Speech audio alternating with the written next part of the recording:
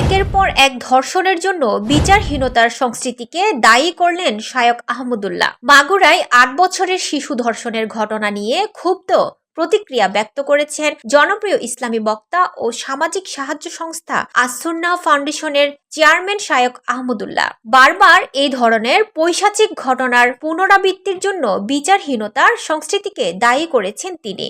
শনিবার ৮ মার্চ নিজের verified Facebook পেজে এক পোস্টে তিনি একথা লিখেন। মাগুরার ঘটনাটি পুরো দেশকে স্তম্ভিত করেছে উল্লেখ করে শায়ক আহমদুল্লাহ লিখেন, এরকম পৈশাচিক ঘটনা এদেশে এই প্রথম নয়। বারবার কেন এই ধরনের ঘটনা ঘটছে, এখন সেই প্রশ্নের জবাব খোঁজা জরুরি। তিনি লিখেন, প্রশাসনিক দুর্বলতা, আইনের শাসনের অভাব এবং বিচারহীনতার সংস্কৃতি কতটা প্রকট হলে অপরাধীরা বারবার এই ধরনের ন্যাক্কারজনক অপরাধ সাহস পায়।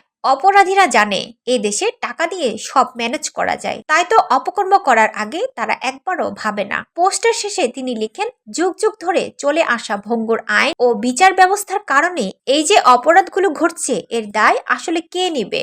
অর্থনৈতিক দুর্বলতায় আমাদের দুঃখ নেই, কিন্তু আমরা সুশাসন চাই। আমরা এমন একটি ইনসাফপূর্ণ দেশ চাই যেখানে অপরাধীরা অপরাধ করে পার পাবে না, যেখানে অপরাধীরা অপরাধ করলে দৃষ্টান্তমূলক শাস্তি পাবে, যে দেশের প্রশাসক ও বিচার ব্যবস্থার উপর সকল মানুষ আস্থা রাখবে। তেমন স্বপ্নের দেশ আমরা কবে পাবো? আর এতদিনের ব্যর্থতার দায় কার?